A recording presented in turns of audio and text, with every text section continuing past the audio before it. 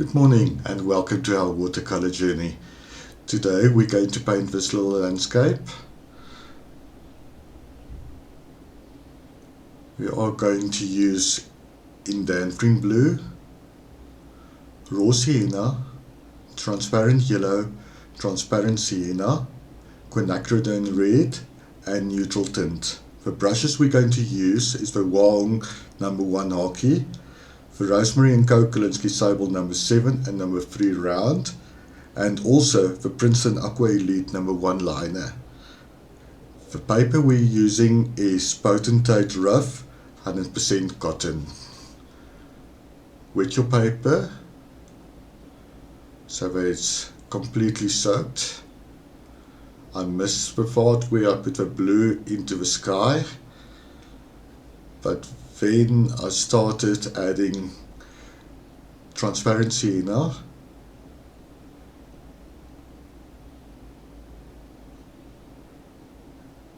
in different areas of the sky. Put some more blue in so that the mix on the sheet itself.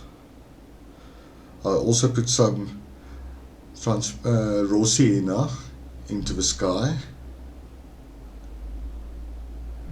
and just let the paint flow on the paper.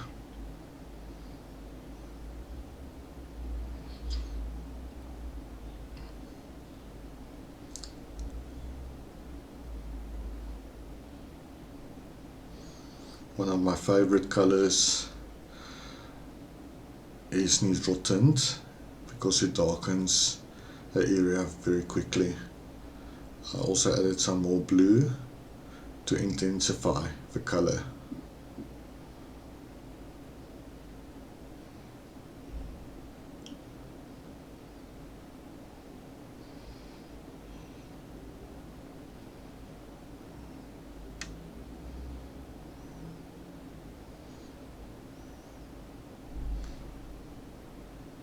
You want the color to fade out to the bottom of the sky.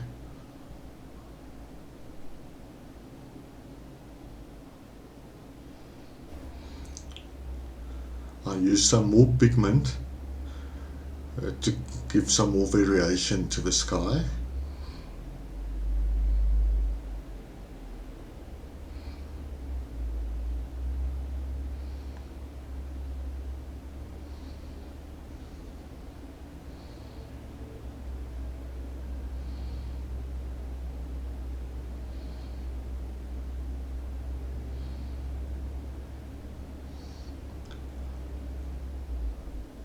I use some blue and green and the variation of colors for the horizon line.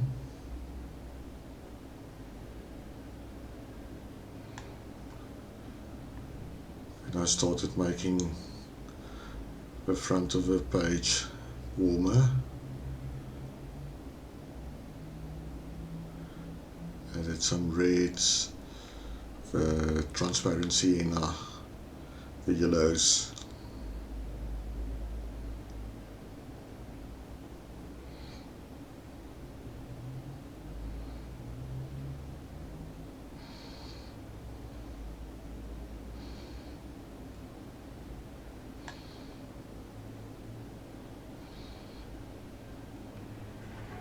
I cool down the horizon line a little bit and made the front of the landscape even warmer and intensified the colors.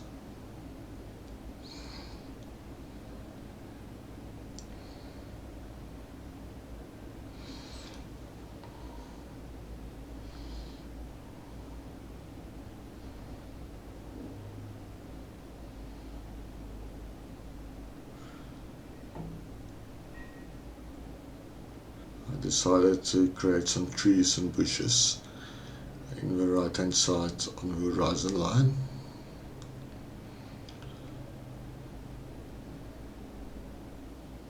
Basically here I went crazy with all the different pigments to create interest and variation.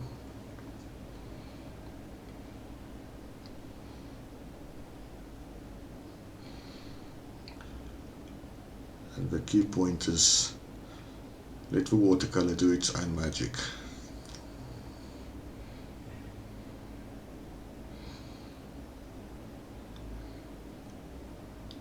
And basically let the paint work for you.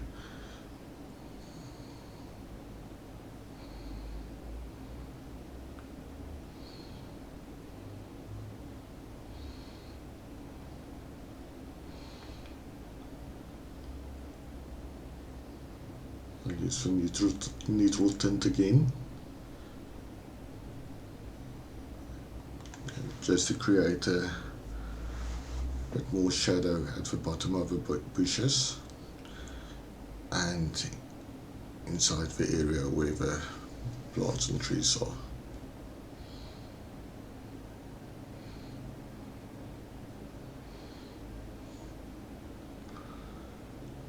As the paper was quite wet, I decided to even intensify everything that I've got there because it will fade back quite a bit.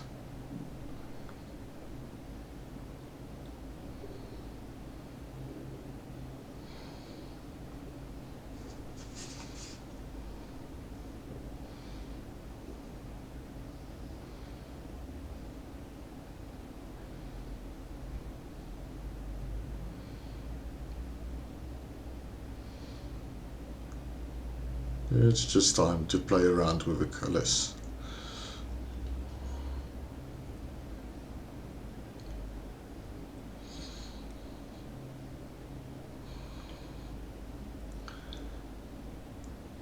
I decided to absorb some of the moisture on the paper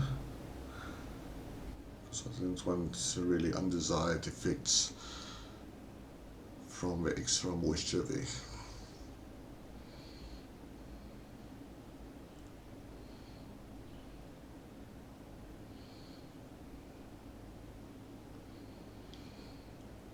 Then I went into the sky again.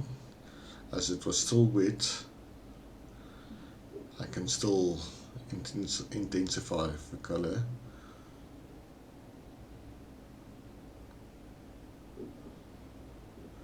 Because I really wanted to make the sky a little bit more dramatic.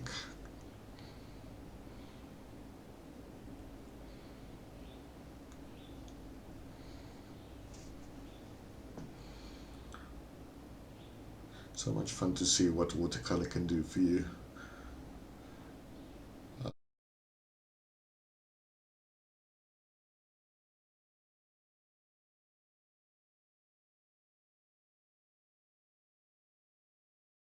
I sprayed the paper quickly just to create some more movement of the pigment. And now it's time to tilt and let the watercolor move and create some wonderful effects for us.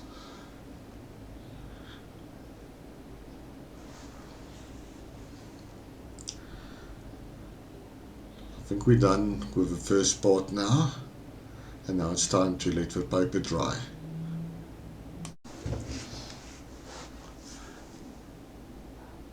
I mix some cooler greens here to create some hard edges in front of those trees at the back, because it's always good to have soft and hard edges in your painting.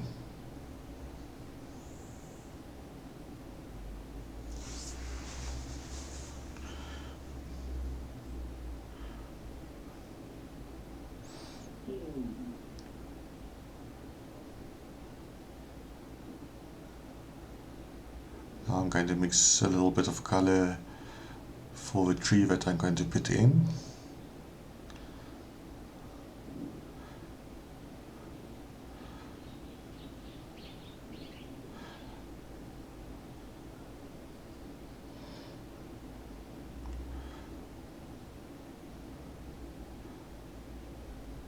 I always like to create a structure for the tree with branches and so on, even though they're going to disappear behind the foliage.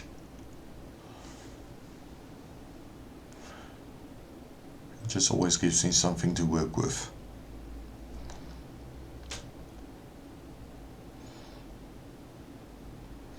And this is where a rigger always comes in very handy.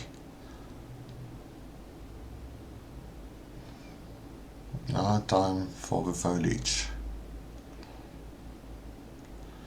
I'm still using my rigger just to create those random marks on the paper.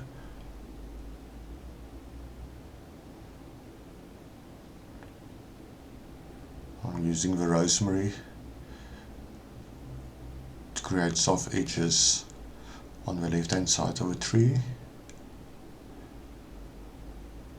This also helps to create interest in your painting.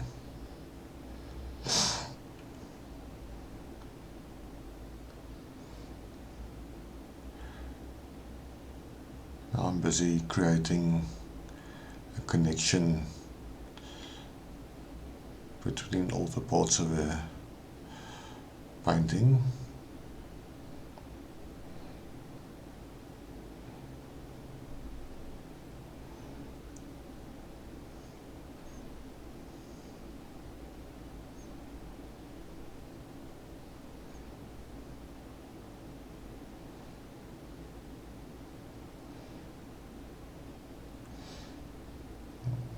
It's all about creating random marks. And now it's time to bring the foreground to the front. I'm using bright bold colors to create this effect.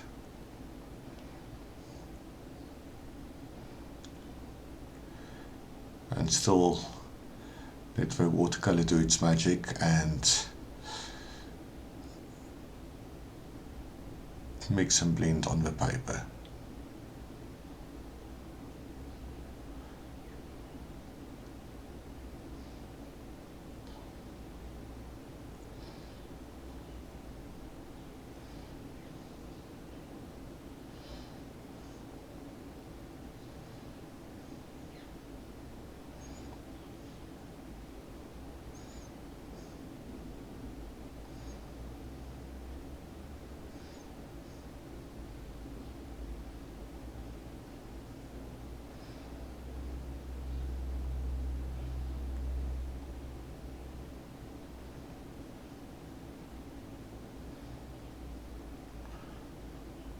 Just building and building layers of color onto the page and creating connections.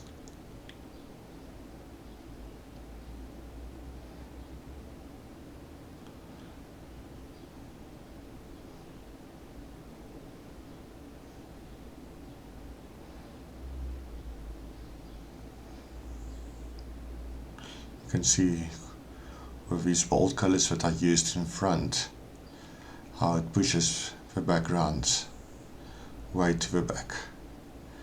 I also use some greyish colors and brighter colors in front here again.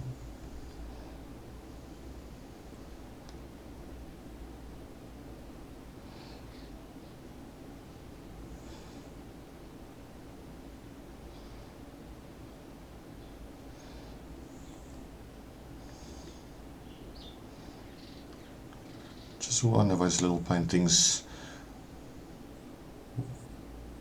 where you get to learn how to use your brushes and create interests and practice for your next big painting.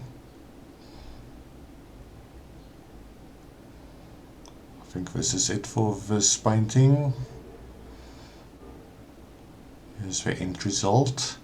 Please like and subscribe if you enjoyed this video. Thank you for watching. See you next time.